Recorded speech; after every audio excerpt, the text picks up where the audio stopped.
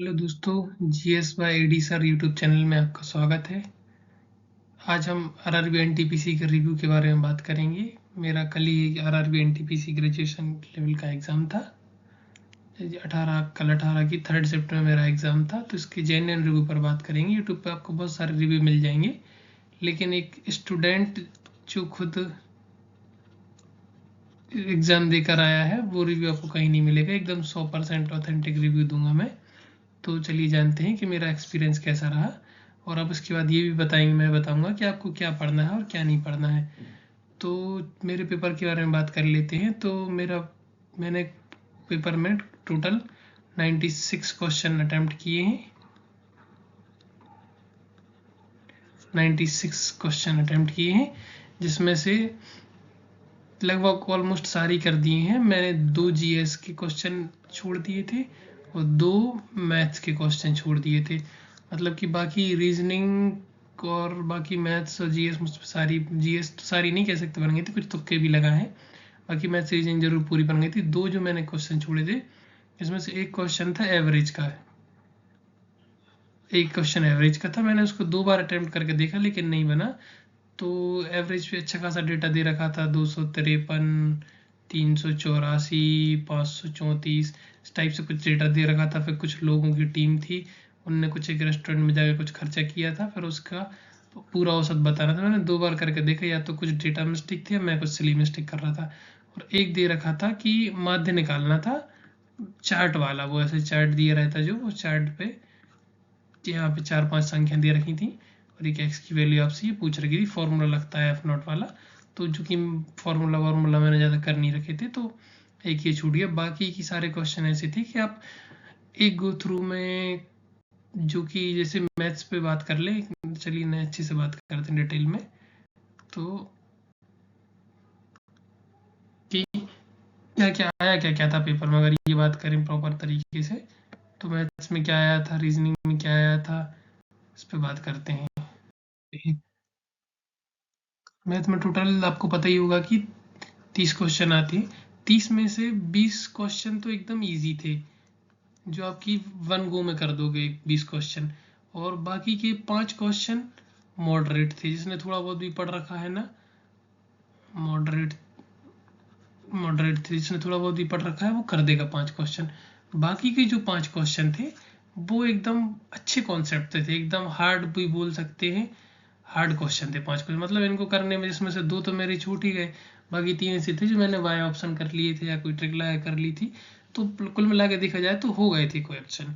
तो बाकी आप देख सकते हैं कि 5 क्वेश्चन ही हार्ड आ रहा है, बाकी पेपर ईजी आ रहा है। और अगर इससे पहले जो 2025 के जून में जो एग्ज़ाम हुआ था ना, उसके कंपैरिजन में मुझे तो इजी लगा ये वाला पेपर।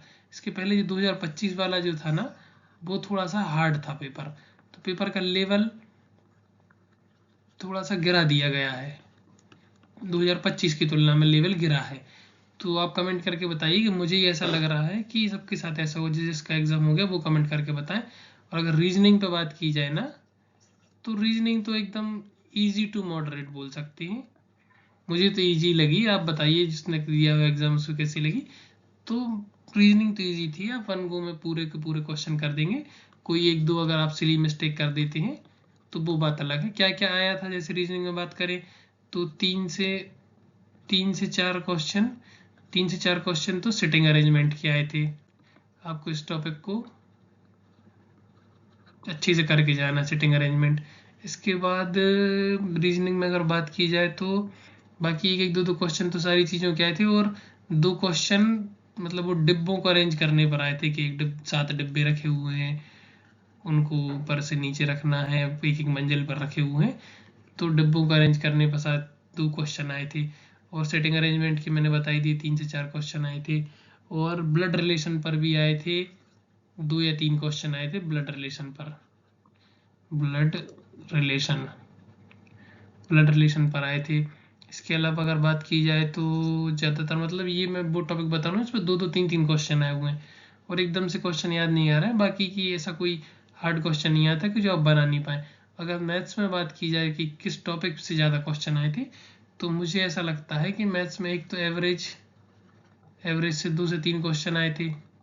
इसके बाद प्रॉफिट लॉस से भी 2 से 3 क्वेश्चन आए थे। इसके बाद ये चैप्टर आपको बिल्कुल एकदम पकड़ के चलना है कि एकदम इनसे क्वेश्चन आए तो आपको बाहर नहीं होना चाहिए। टाइम एंड वर्क से भी 2 से 3 क्वेश्चन आए थे, लेकिन कोई एकदम ज़्यादा हार्ड नहीं थे, आप कर लोगे आराम से, तो ज़्यादा इसमें पढ़ने की ज़रूरत नहीं है। और एक क्वेश्चन क्या कहते हैं कि ट्रिग्नोमेट्री से भी आया था, ट्रिग्नो से भी एक क्वेश्चन आया था। और मेन मोड के 2 क्वेश्चन आए थे, तो आप इसको जरूर देख के जाएं, क्योंकि ये बच्चे जहाँ तक इसमें क्या थोड़ा कन्फ्यूजिंग टॉपिक है, थोड़ा सा भूल जाते हैं तो याद नहीं रहता, तो आप ये इसको जरूर पढ़ के जाएं। और बाकी तो मुझे कोई सा ऐसा हार्ड नहीं लगा कि आपको एकदम पढ़ के जाना चाहिए जो आपको बने नहीं, बाकी एकदम ईजी था। और मुझे तो पिछली बार के कंपैरिजन में ईजी लगा पेपर, तो आप बिल्कुल भी एकदम से निश्चिंत होकर जाएं, बिल्कुल भी घबराए नहीं, बड़ी आराम से पेपर दें, पेपर आराम से हो रहा है। और अगर टाइम की बात की जाए ना, तो टाइम मुझे नहीं लगता कि कम पड़ेगा, कम नहीं पड़ेगा। अगर आप थोड़ा सा शुरुआत में एकदम स्पीड खींच देते हैं,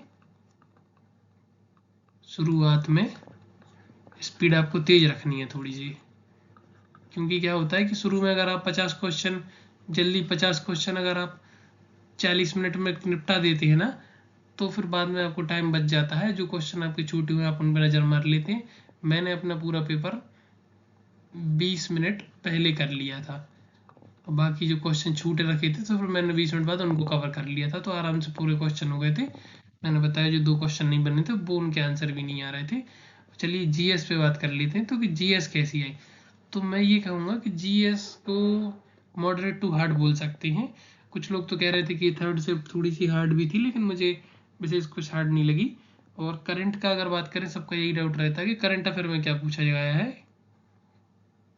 करंट अफेयर में, तो करंट अफेयर में 5 से 8 क्वेश्चन रहे होंगे, 5 से 8 क्वेश्चन रहेंगे। मोस्टली जिसमें से करंट अफेयर था दिसंबर पूछ रखा है पूरा का पूरा। और आपको अगर दिसंबर पे आपकी अच्छी पकड़ है, तो आप ये मान के चलिए अगर 8 क्वेश्चन आते हैं तो आप 3 से 4 तो बना ही देंगे आराम से। दिसंबर में जैसे कि मैं आपको बता दूं क्या पूछ रखा था। एक तो पूछ रखा था कि जो इंटरनेशनल एनआरआई डे, मतलब कि अप्रवासी दिवस कब मनाया जाता है, जो कि 18 दिसंबर को मनाया जाता है।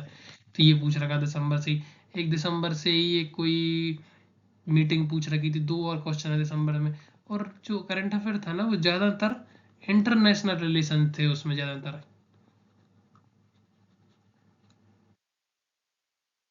इंटरनेशनल रिलेशन से रिलेटेड ज़्यादा पूछ रखा था। तो आप जब भी करंट अफेयर को जहाँ से भी पढ़ें, तो इंटरनेशनल पर थोड़ा सा ध्यान दे के चलें। इसके बाद अगर अपन हिस्ट्री की बात कर लें, तो हिस्ट्री का वेटेज भी अच्छा खासा आया था, 4 से 5 क्वेश्चन रहे हैं हिस्ट्री के।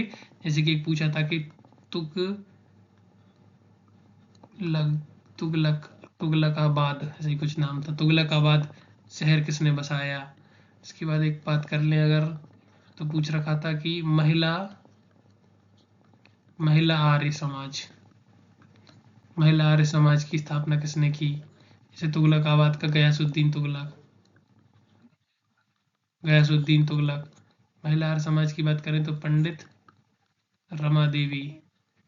तो इस टाइप के क्वेश्चन रहे पंडित रमा देवी। और अगर हिस्ट्री की बात कर लें, तो हर्षवर्धन का पूछ रखा था कि हर्षवर्धन का कवि पूछ रखा था, हर्षवर्धन कवि।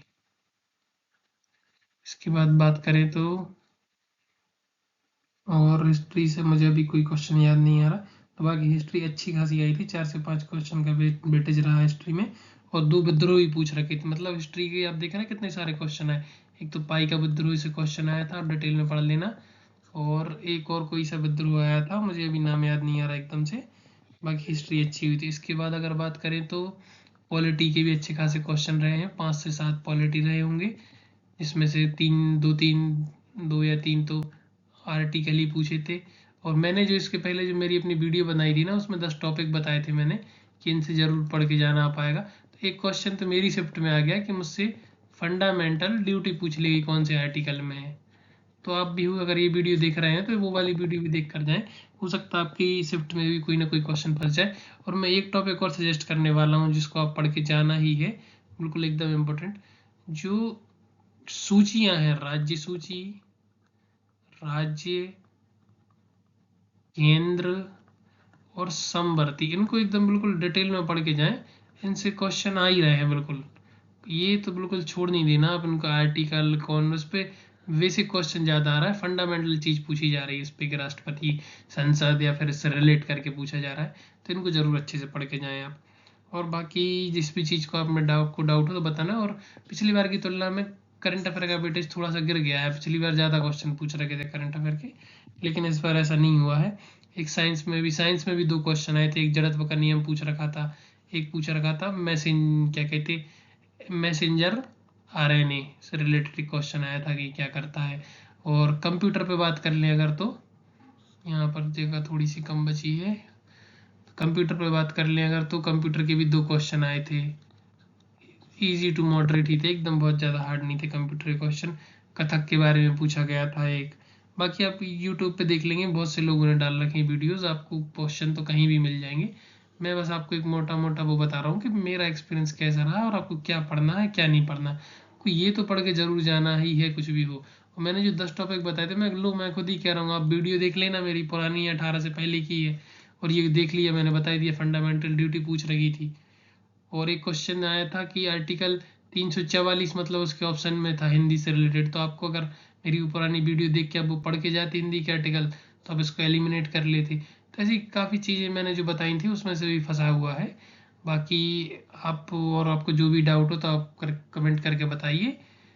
ठीक है, मुझे लगता है वीडियो ज़्यादा लंबी हो रही है और नहीं खींचनी चाहिए। बाकी मुझे ऐसा कुछ नहीं लगा पेपर में कि और कि आपको बताने जैसा हो। बाकी पेपर ईजी आ रहा है, आप बिल्कुल भी घबराए नहीं, आराम से शांति से पेपर दें। पिछली बार की तुलना में पेपर का थोड़ा सा लेवल डाउन किया गया है, क्यों किया गया वो तो मुझे नहीं पता, लेकिन पेपर डाउन हुआ है। मैंने पिछली बार का भी दिया था, इस बार भी दिया, पेपर थोड़ा सा डाउन है, पेपर ईजी जा रहा है, बिल्कुल भी घबराने की ज़रूरत नहीं है। आप आराम से जाइए, शांति से दीजिए, और फिर मुझे कमेंट करके बताइए कि आपके क्या नंबर रहे, आपने क्या स्कोर किया। बहुत बहुत धन्यवाद।